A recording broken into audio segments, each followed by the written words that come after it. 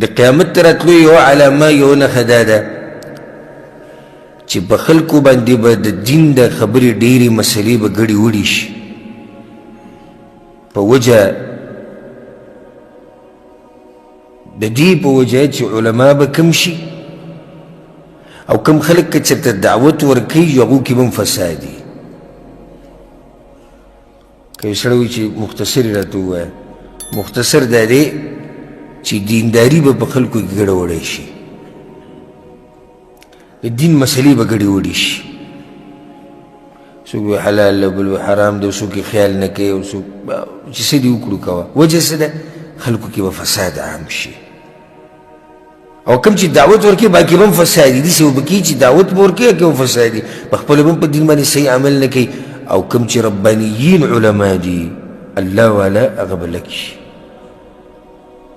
دا هم په هغه نښو کې دی چې راښکاره شوې ده ډېر ناشنا حدیث ته غوږ ورته کېده ابو هريره رضی الله عنه دا حدیث امام ابن حبان رحمه الله راوړی وی پیغمبر صلی الله علیه وسلم وی عبدالله ابن عمرو ته وی کیف بک یا عبدالله ابن عمرو لو بقیت فی حثالة من الناس عبدالله وی په هغه وخت به دې ساري چې کله پالتو خلکو کې پاتې شي حثاله پالتو لکه هغه شی پاتې شي چې هغه پالتوی بیکاره وي او د کار هغه شی ته خلک واخلي اوس دغه شان یو پالتو شی به پاتې شي هسې بوس شي پاتې شي فی حثالة من الناس بیا به دې سهاري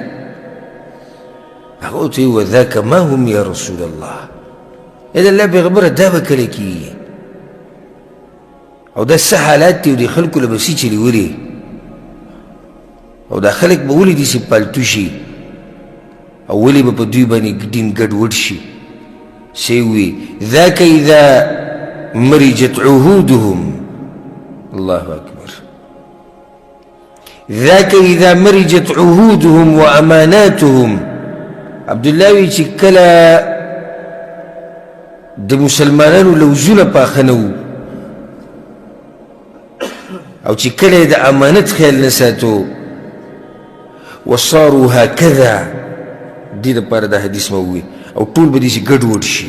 دا ګوتې یې وشبک بین اصابعه دا ګوتې به ګوتو کې ورکړي د دې څه مطلب دی د دې دپاره ما دا حدیث وي دا خلک به ټول ګډوډ شي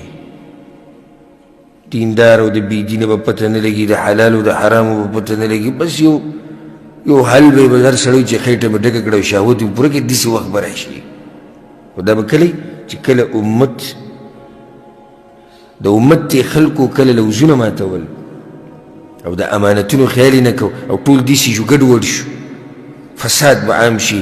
هغه ورته فکیف بي یا رسول الله یا رسول الله که دغه وخت په ما راشي زه به څه کوم پیغمبر صلی الله علیه وسلم ورته وایي دا ډېر ناشنا نصیحت ته یادې کوي ځان سره وی تعمل بما تعرف وتدع ما تنکر وی چې کم کار ته معلوم دی چې دا ښه کار دی دین خو ولې دی په هغې به عمل کې او چې کم کار ته ناشنا ښکاري او په دین کې نه وي په هغې به عمل نه کوي به پرېږدې وتعمل بخاصة نفسك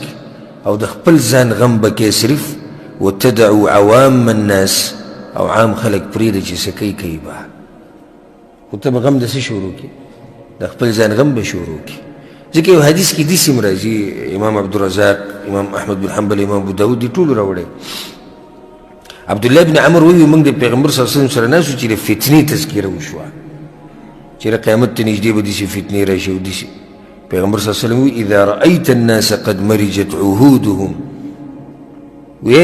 عبدالله چې کله د خلک ولیدو چې د هغوی لوزونه کمزوري شو وخفت اماناتهم امانتګیري ترې ختمه شوه وکانو هکذا او چې کله داسې ګډوډ شو ټول بس بیا به فتنې عامې شي په امت کې فقمت إليه فقلت له كيف أفعل عند ذلك جعلني الله فداك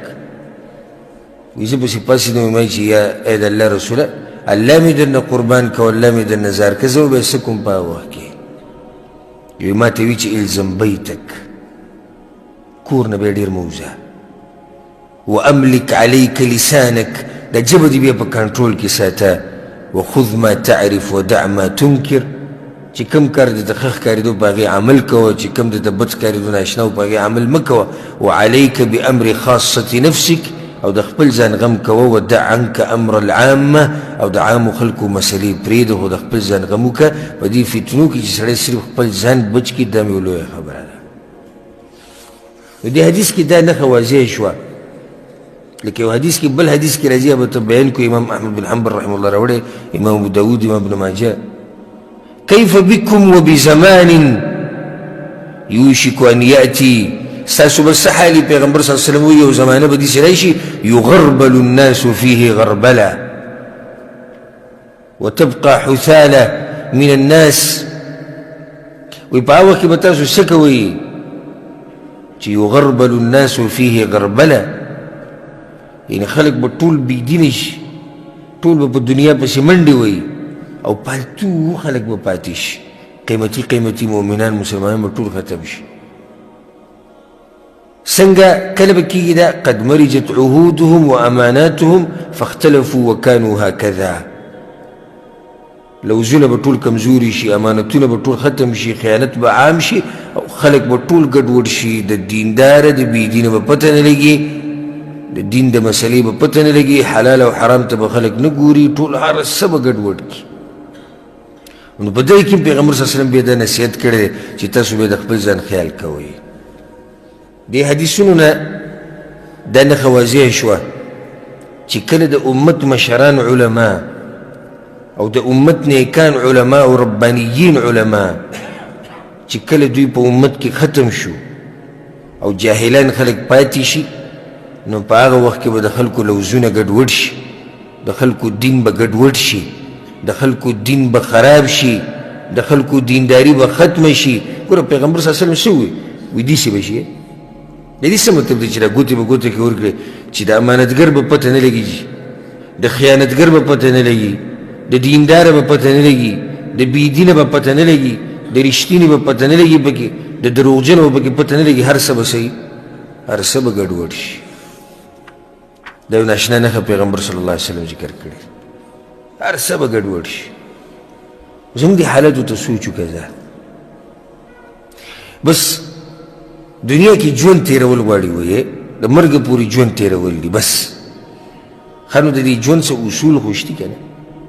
څه طریقه خو شته نه؟ مړه طریقه نشته چې څه دې مخې له راځي هغه کوه. مجلس کې ناست دی، که بېدینه راننوتو نو دوی که خپل مجلس کې ناست دي، هغه موبایل چلی، فیسبوک چلی، واټساپ یې چلی. که یو رباني عالم راننوتو، یو تقوادر سړی راننوتو، دوی بیا هم هغه حال دی.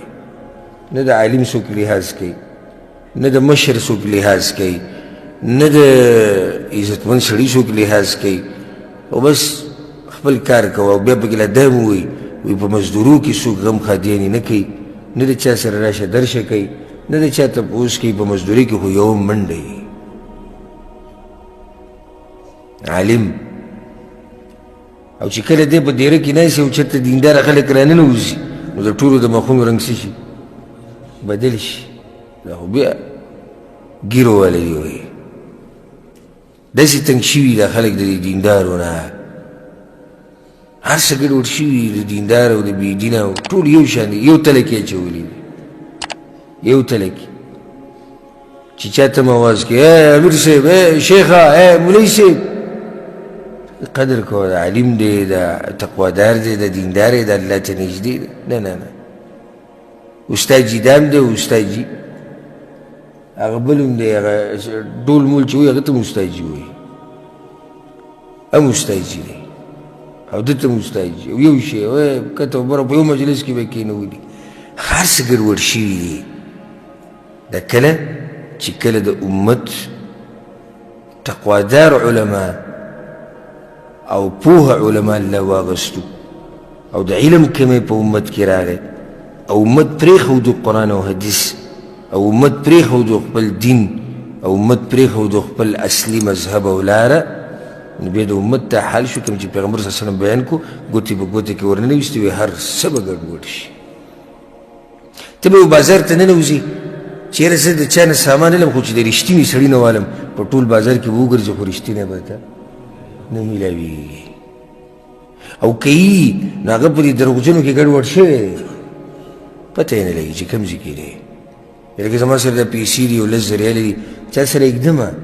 خو چا سره یې کېږدمه پلانې نه هغه پلانې نه هغه پلانې نه هغه پلانې نه ختمه شوې ده امانتګیري نو بیا به چې یو کس پیدا کړي ډېر په مشکل او که یي هغه به د نورو سره ګډوډ شوی دی د هغه هم پته نه لګي او بیا به څه ګیله وکړي چې د دین په نوم باندې کوم چې دین طرف ته دعوت ورکوي په هغو کې فساد راشي نو بیا خو دا غټ مصیبت دی دا بیا لوی مصیبت دی چې کوم د دین طرف ته دعوت ورکوي هغه په خپله په دین باندې پوره نه دی او د هغه خپل منهج غلطي او د هغه خپل مسلک او مذهب غلطي د کابل اوس مې د یو مولوي صاحب بیان اورېدو چېرته چا دې تپوس کړی دی چې که یو کس اوس ما ته دا ووایي چې ته به دا کار تا دا کار کړی یو سړی تا تپوس کوي ته او ما کړی دروغ دي وایي چې او ما کړی هغه ته ته وایي په تا به ښځه طلاق کوي ته دا کار کړی یا نه یې دی کړی هر قسمه تپوس یې کړی یا نه کړی نو د دې نه به زه څنګه بچ کېږم هغه باندې ښځه طلاق کوي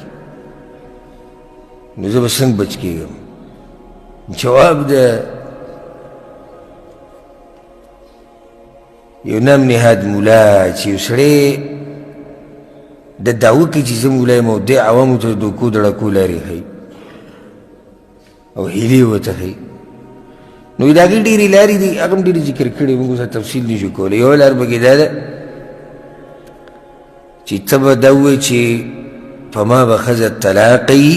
او په زړه کې به دا ساتي چې طلاق مطلب دی چې دا به د پلار کور ته ځي راځي نو بیا نه طلاق کوي ته به ووایه سړي ته چې په ما به ښځه صحیح طلاق کوي خو زړه کې به څه ساتي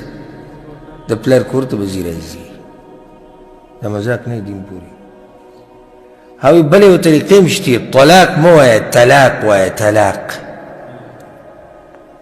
تا به نه وایې ته به داسې وایې چې په ما به ښځه طلاق کوي په تا به ووایې نو اخو طلاق دی او دا طلاق خو ملاقات ته وایي نو مطلب دا شو چې زه به د ښځې سره ملاقات کوم بیا موږ ته وایي تاسو خبرې کوئ نو زه به خبرې نه زما کلمې سوځي دي سړي ته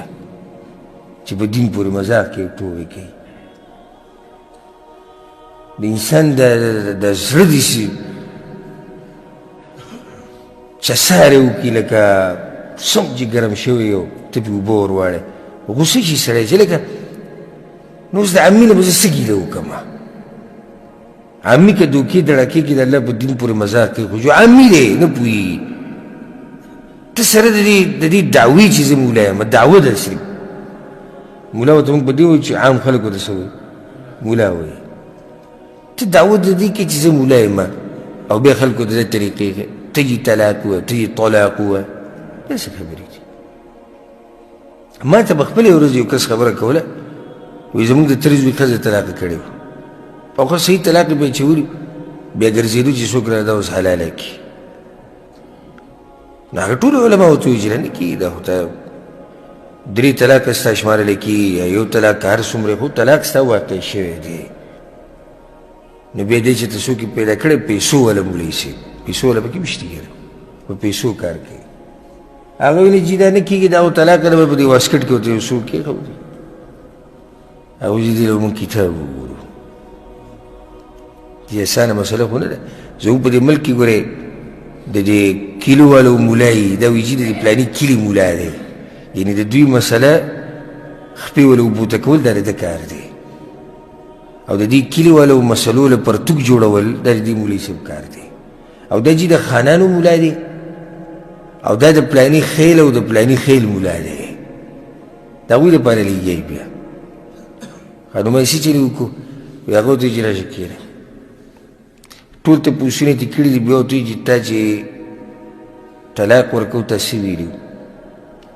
وایي ما ویلو چې ته په ما طلاق یې یو بس نه یې شي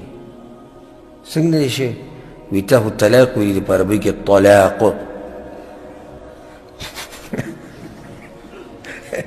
په عربۍ کې خو طلاق دی الطلاق مرتان قرآن کې داسې دي دا خو طلاق دی طلاق خو سره دی تذکرې نه راغلي بس خلک هم خوشحاله شو مولوي صاحب پکې هم کار روان شو ښځه هم حلاله شوه او خبره سي طلاق یې وایي طلاق او ته خو دا تپوس وکړې چې زمونږ پښتانه اکثر عجم هغه د طا په ځای کې تا استعمال کړي هم مراد چې دغه طلاق یې او داسې هر وخت کې به تاله په تجوید کې څوک خبرې کوي ته په ما طلاق یې او چې اوس چې وي ته په ما طلاق یې او لکته خلک چې کوم دي دوی د قاف هم بیا اکثر پکې صحیح نه وي ته په ما طلاق یې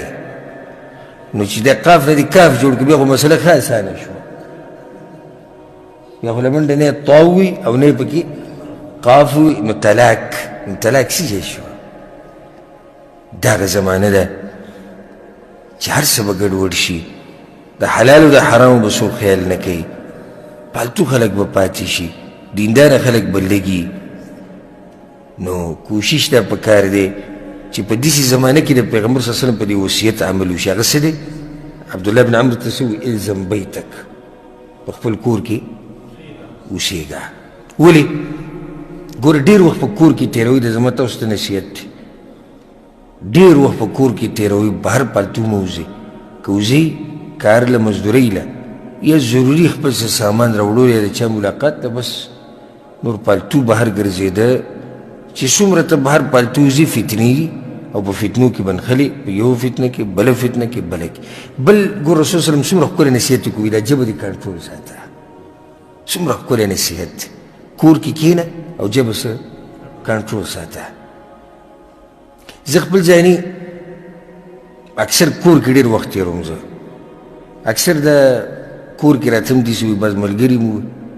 وي تا نه په ځوانۍ کې بوډا جوړ شوی دی څنګه بوډا یم ته نه چکرو له وځې نه ملګرو خوا له ځې نه پروګرامونو له ځې نه نور څه له زما سوچ دا دی که زه لاړ شم فایده دومره نه ده څومره چې نقصان دی یو فتنه به مخې له راشي په چا پسې به خبره وکړو چا سره به کېدای شي اختلافات راشي چېرته ناروا کار به په یو ځای کې کېږي نو د هغې نه ښه دا نه چې یو سړی خپل کور کې ناستي ښه ښکلی په خپل کور کې ډډه ولګوه او د دې فتنو نه به په امن او چې بیا دې ژبه کنټرول کړه یو بلکل په امن شو هر څه کې ګوتې مه وه فتنو په دور کې په هر شي کې ګوتې نه د چا خیال کوه خپل ځان خیال کوه دا ډېر ناشنا نصیحت دی ګورې نو دی به نشي یاره د پلاني ملک دا باچا چې کوم دی که د دې پلاني وزیر اعظم ته ویلی وی په هغه وخت کې او که دوی دا جازونه د دې طرفه راوستی وی او که دوی دا پلانی کار داسې کړی وی او که دا سفیر هلته راغلی وی که مړه کړی شي خپل خیال کول ته د خپل ځان سوچ وکول د خپل ایمان خیال وکړه ته د عامو خلکو په مسلو کې ګوتې وی د امت په مسلو کې به ګوتې وی د بادشاهانو په مسله کې به دې ګوته وي د علماو په مسله کې به دې ګوتې وي پلانی عالم نه وه په کار چې دا فتوی ورکړی وي بیا دې ته نوراني قاعده کوله وکوئ د الف باره تا راته ووایه دا نشي ویلی خو په عالم یې رد وکړو چې دا فتوا نه وه په کار دا تبصرې به کېږي او ته به چې دا غټ سیاستدانان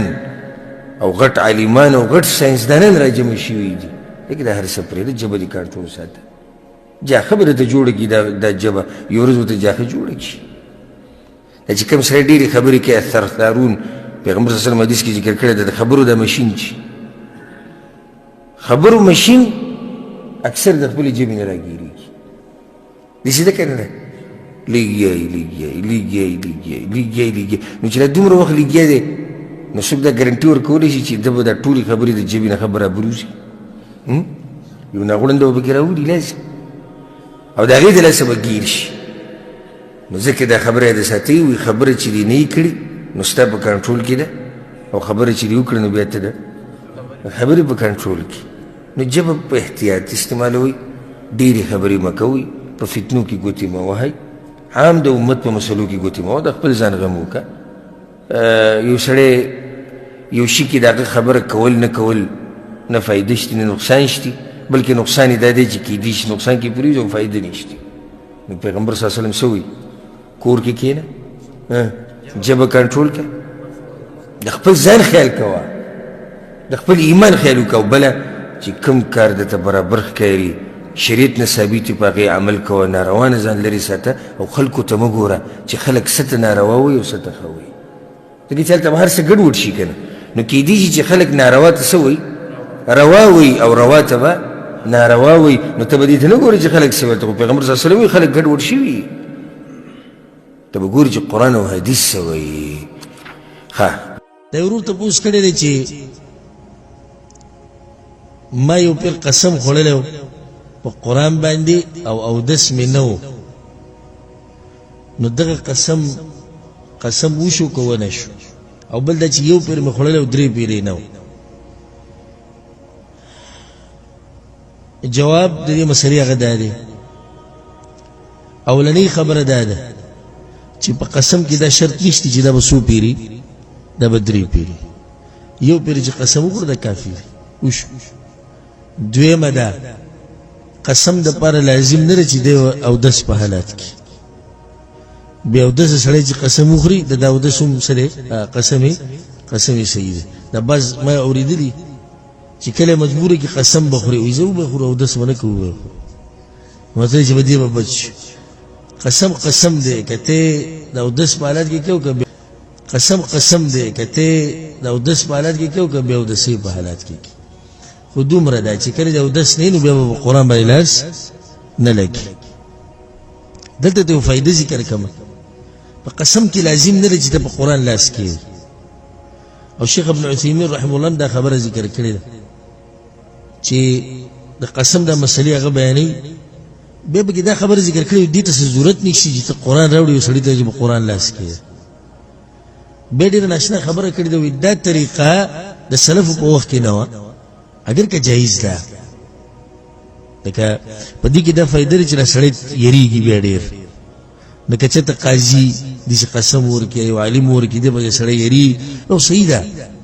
موږ دا نه وایو چې نه ناجایز ده، خو دا وایو چې دا طریقه نه وه د سلفو په وخت کې. او دا دلیل یې په دې باندې چې د خلکو په زړونو کې د الله تعظیم کم شوی، چې کله ورته ته د سانه خوري او چې دا لاس ورسره په قرآن کې دي به یریږي.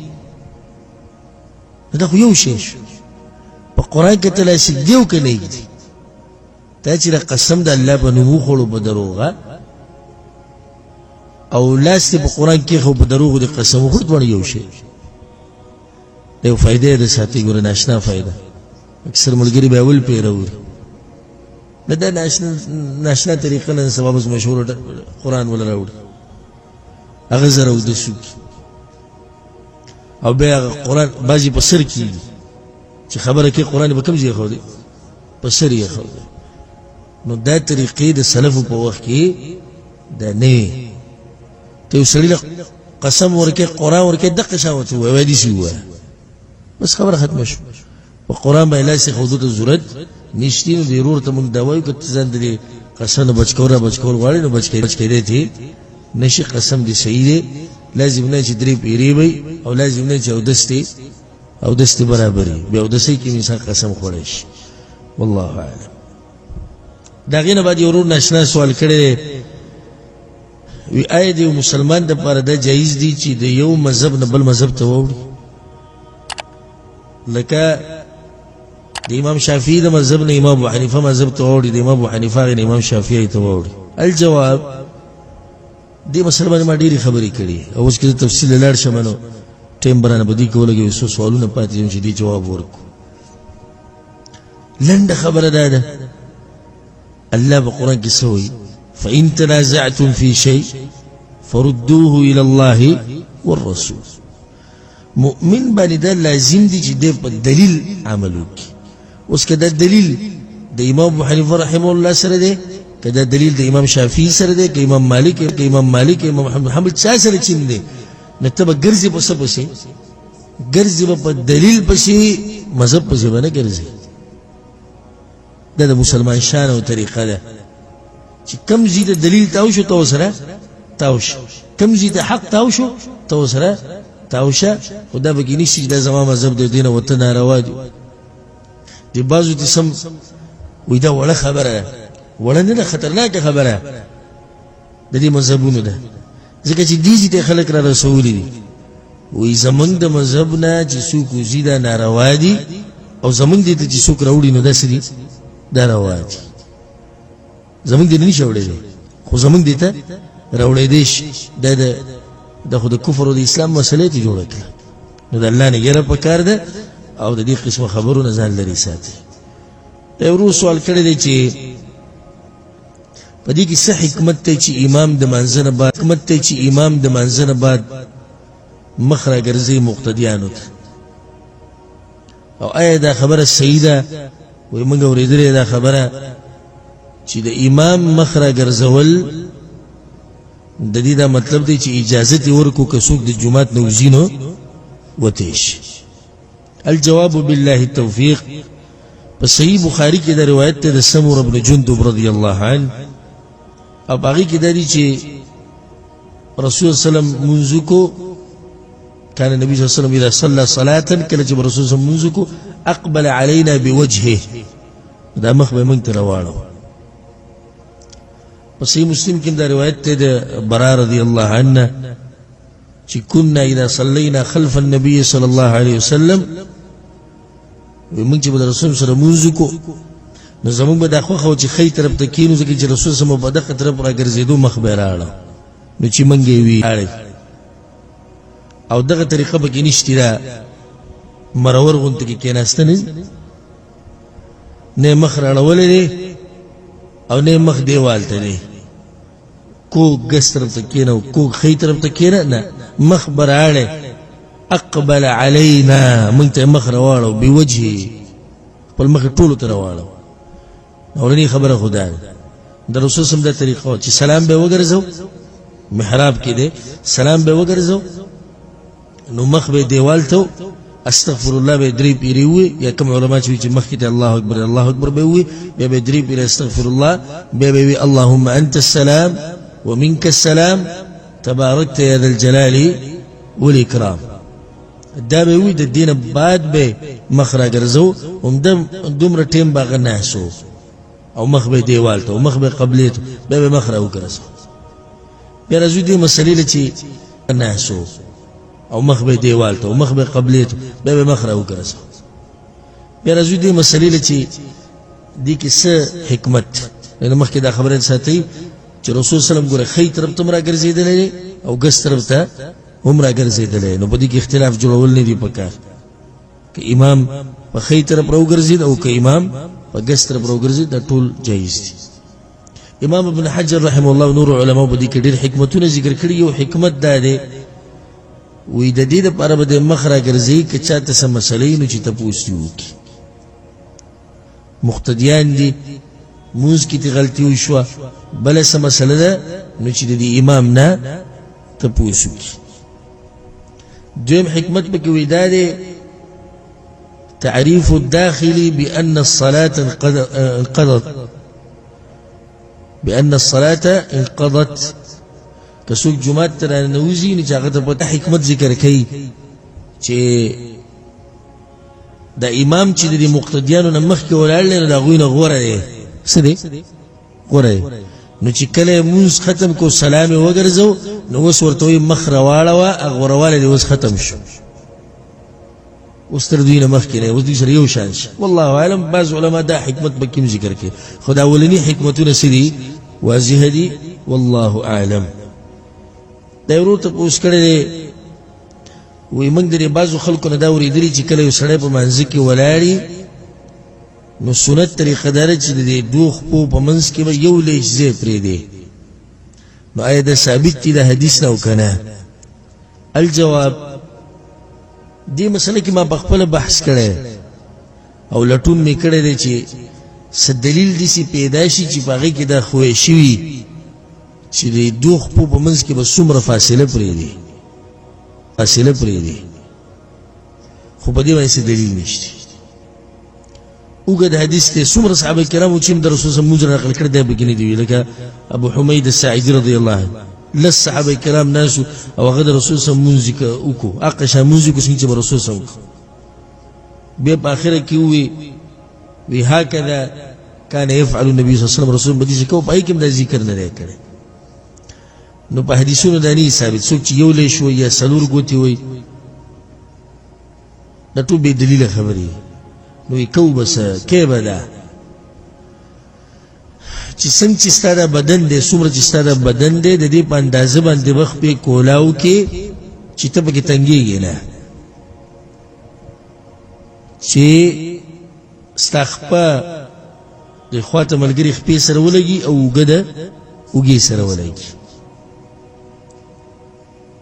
او هغه د باز ماشاءالله سلورو کسانو زینی ولای د سره وګنه لګي سوزنه لګي وګا او د بازو د سره ټولي کړي ته به چې الله دغه درو د سری سکیږي په کوم ته به دغه درولې او دغه درولې د دې سره خپل لګي نو نه بخپې ډېرې کولاوي او نه بخپې بالکل بندې د دوه طریقې غلطي دي والله اعلم دا یو ورته پوښ کړی دی چې کله یو انسان په منځ کې ولاړی فرض منځ کې د رسول سلام تذکره راشي په قران کې یا هغه ایت راشي چې په کې دی چې درود وایي نو موږ درود وایو کنه په منځ کې الجواب د رسول سلام نه ثابت دي په نفلي منځ کې چې کله باغه قران تلاوت کو یو آیت باندې چې کله باغه قران تلاوت کو یو آیت باندې تیر شو د جنت تذکره به نو جنت به بګو غوښتو د الله رحمت به وغوښتو جهنم تذکره الله پورې پناه وغوښته خو فرضي کینا او دا درود هم دغه شان دي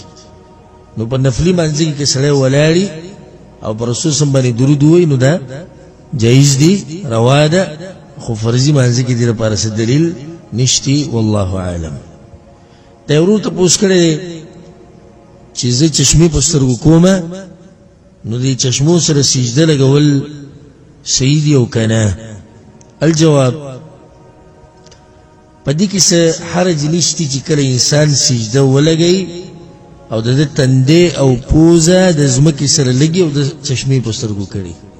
هیڅ خبره نه د دې صرف کډیر نقصان ورسې نو خپل چشمو ته نقصان رسي د سجدې لپاره د غوان دمونه په کار دي حدیث کې درځي په صحیح بخاری صحیح مسلم کې عبد الله بن عباس رضی الله عنهما امرت ان اسجد على 7 اعظم رسول سموي چې ما ته امر شوی دی چې زه په غوان دمونه باندې سجده ولګوم على الجبهه تندې واشار بيده على انفه او تندې سره پوزم شو واليدين ولا سنه والركبتين دو زنګونان واطراف القدمين او دخبودا قوتي نو غرض او مقصد چې پوزه او تندې په زمکه باندې ولګي که چشمه په سترګو او کني والله اعلم دا یو ورور ته پوښ کړی دی چې دا باز ملګری په دې موبایل باندې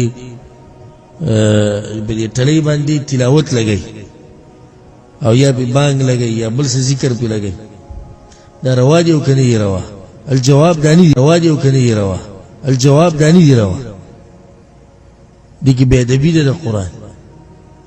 او قران الله دې پر نه نازل کړی چې د موبایل په ټلې باندې لګي د په جون کې چې د قران نه لري تلاوت نه کوي ځان دې سي دیندار جوړ کړي په ټلې وی لګولې بل دي کې یو قسم ریا کریم دی ته دیندار قران سره د محبت ته بزره کې محبت ساته تلو لګولو ته ضرورت ته بازو په کې نظم او نات لګولې دویمه دا چې کله دې د موبایل او چتین او تلاوت په منځ کې سکی په منځ کې بنکی د قران به ادبی ده درې مدا کله کله د سمادي تناسب قران سٹارټ شي ټلیفون تر دې شي په خپل ورېدلې د دې جمعتون سره چې کوم د سمادي زینې سره ورننوځي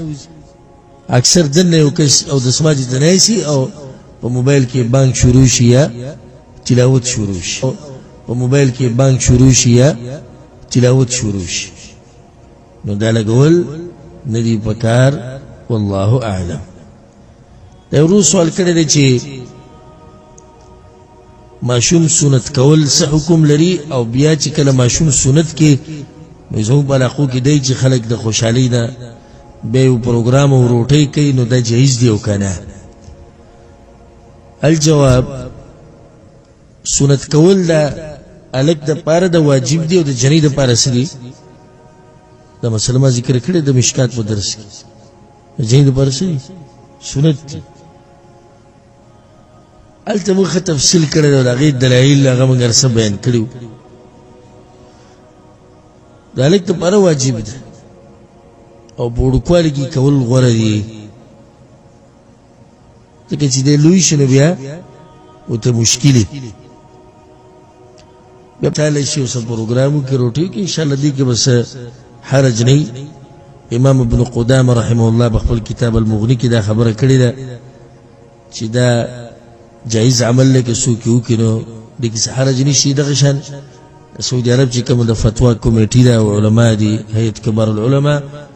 هغوی هم دا فتوا ورکړې چې د خوشحالۍ یو موقع ده او دا یو نعمت دی چې الله دوی له ورکو، نو که د نعمت شکریه دوی داسې ادا کوي چې په هغه باندې یو پروګرام کوي روټۍ کوي خلک وله راولي نو دا جایز دي، په دې کې څه حرج نشتی. والله اعلم. دا یو ورور تپوس کړی دی چې یو سړی په لاره روان او په عام ځمکه باندې نو لاړې توکل په لاره باندې دا روا دي که نه روا؟ الجواب دې کې څه ګناه نشتی چې یو مسلمان لاړې توکي په لاره کې، خصوصا چې کله د ضرورت راشي منع کړي. الله دا چې مانځه کې سړی ولاړي یا قبلې طرف ته بعضو روایتونو کې دې سره راغلي، خو عام حالاتو کې جایز دي. لکه چا ته ضرورت راشي په لاره کې او د خلکو په منځ کې نو د خلکو نه دې لږ لرې شي، دا ادب دی. دا ادب ورسره زده کوي چې د خلکو نه به لږ څه شي لږ لرې شي. په ټیشو کې په کپړه کې داسې کې لارې تو کې دا یو نه سړی به لګوي دا قوخ به یې جوړ کړي، دا خو لا ښه دي لاړې چې دا یو نیم به راوځي جومات نه به ته روانې ګڼه به دی به پوزه سونه کړي. لیدلم دي که نه لیدلم؟ په لاره کې دقه شان د خلکو به مخ پوزه به سون کړي. دا د بې ادبو خلکو کار دی چې ادب پکې نه وي. په لاره کې دغه شان روان به لاړې به توکي دغه شان एकदम به ورتوکي کې چا بخپه ولګي یا به غیر مناسب توکي دغه شان एकदम به ورتوکي کې چا بخپه ولګي یا به غیر مناسب ځکه ولګي خلک هلته کینی. دا د بې ادبه انسان کار دی. لاړې توکي یو طرف ته د خلکو نه لږ سیټ ته شي او دا خبره ساتئ چې کله هم په عرف کې او د خلکو په منځ کې یو خبرې ته ادب ویلی شي او هغه د شریعت خلاف نه وي نو په هغې باندې عمل کول پکار دي. نو دا ادب دی چې لاړې څوک په لارو کوڅو کې داسې نه توکي چې د خلکو په منځ کې او د خلکو په خپو کې او دغه شان پوزه سوڼول یا خراش کې توکل هر څه چې دي د خلکو په مخ کې کول د څښا کاروم دی او د سړی پې څښا ښکاره شي او یو نیم به پوزه سوڼ کړي بیا به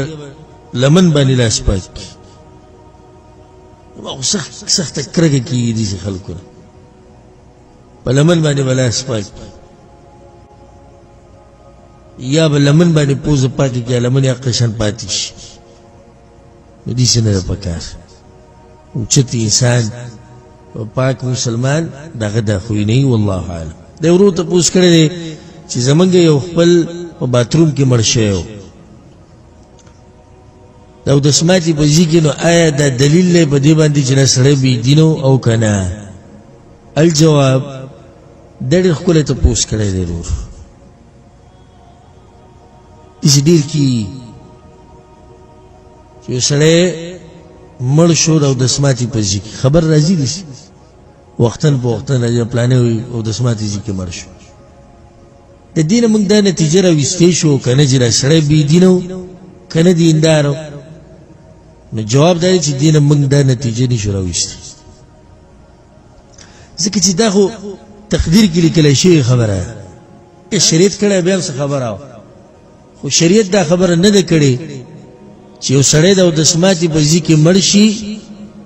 نو دی به بېدینی شریعت موږ ته دا خبره نه ده کړې نو که یو سړی مړ شو نو موږ د ده په باره کې په خاص ځای کې یا په خاص زمانه کې یا په خاص صفت سره خاص شکل یې جوړ شو چې هغې کې د ده څه کار نشتي نو دا د تقدیر خبره ده او د هغې نه موږ فیصله نشو کولی دعاګانې به وله غواړو داسې هم ګوری شوي چې ښه دینداره سړی او دغه ځای کې مړ شوی یا داسې چې لکه یو کس دی مخکې ورځ کې ما ټلیفون کړی چې زمونږ ماما مړ شوی دی او هغه د ښځې سره کوروالی کو د هغې په منځ کې مړ شوی خلک اوس وایي دا خبرې کوي چې دا بېدینه وه او دا دې نه دې کې د بېدینۍ څه دا ښځه د هغه دپاره حلاله ده الله د هغه دپاره حلاله ده الله له اجازت ورکړی کوروالی کو مړ شو د دې سړي اودس ماتي ته زړه شوی دی ورغې وخې پوره شو مړ شو نو دلته موږ دا فیصلې نشو کولی امام ابن عبدالبر رحمه الله ناشنا خبره کړې او وی دا علماو له او کوم خلک چې مړی لامبئ هغوی له وی دا پکار دي چې د مړي مخ پټ کړي او عورت ولا په یو کپړه باندې پټ کړي ولې ګوره دې ته غوږ کړي وی لأن الميت ربما تغير وجهه عند الموت لعلة أو دم کېدای شي د هغه مخ بدل شوی د وینې د جام کېدو د لاسه یا د بیمارۍ د لاسه وأهل الجهل دې ته غوږ کړي وأهل الجهل ينكرون ذلك ويتحدثون به او جاهلان خو بیا بل څه کار نشته نو دا خبرو به بهر ځي کوي جاهل دی تو یې ګوره خو دې سوالو توبه مې په مړو به خبرې نه دي پکار خو مخې تک تور وي نو خود توري دا وینه په یو ځای باندې جام شو تر بړواله تار راواله ګوته په وتره لک ساتله بیا دغه ګوته ته ګوره برې سي ته چې څنګه توري وینه ودرېده که دا خو انسان دی یعنې یو سړی بې کنټروله شو غریب ټکي میچازې ته ځي تشي میچازې ته ځي په پوزې وینه را ماتې شي په خولې وینه را ماتې شي د غوږ نه وینه را وتې شي دې سړي باره کې به ته بیا خبرې کوې چې مخې تور و مخې پړسېدلی وي جسم یې سم پړسېدلی مړ شو ختم شو بیمار به جسم تک زیړ وي پروت را باز وي وینه پکې نشته زیړ پروت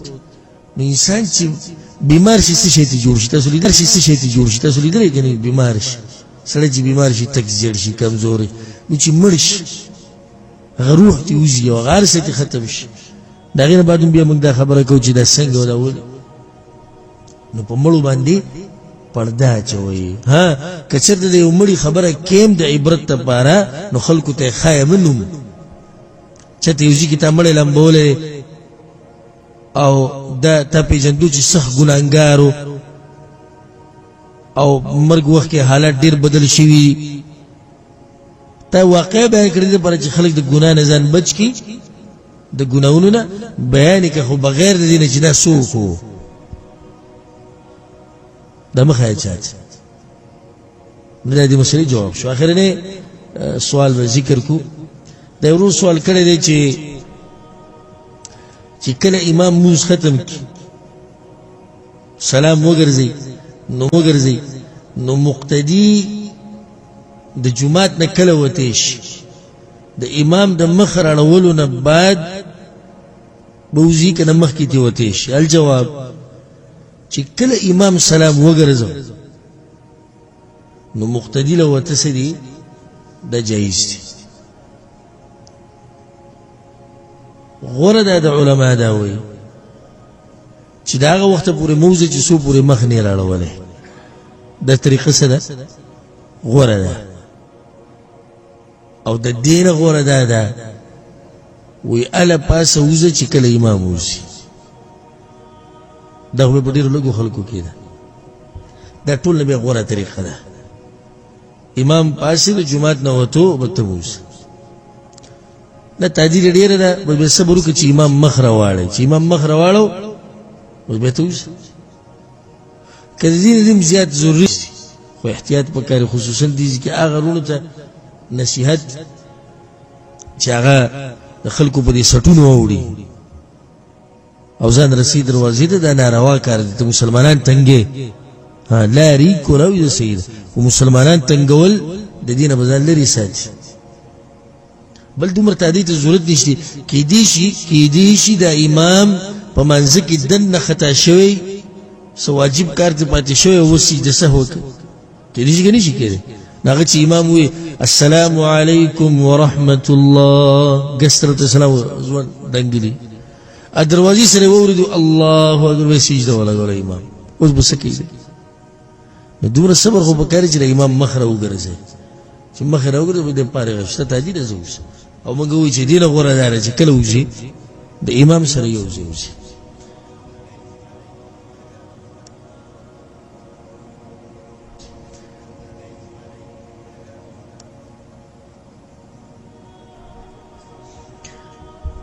سوال دلته دا دی چې یو امام د څلورم رکعت نه پنځم ته پاسېدو نو دې ځکه اولنۍ مسله دا ده چې کله ته یقیني پته چې امام پنځم رکعت ته پاسېدو نو پنځم ته پاسېده ستا موږ خرابوي ولې امام خو خطا شوی دی او ته قصدن پنځم رکعت ډېرې نو ته به نه پاسې تبناسي امام نکینی یو امام دي چې بچا یقینم نه کړي اکثر د بوډاګان دوی بس ولاړی خطه نه پاسي انتظار کوي امام سلام وکړي سلام وکړي یو مسله ده دویمه مسله چې کله امام سلام وکړي نو د سیم کې دي چې انسان دی چې سجده شو چې سلام وکړي خلکو ته سجده سهو بیا مخ وکړي سجده سهو وکړي سلام وکړي نو دا طریقه سیده دي کې حرج نشتی من سیده والله اعلم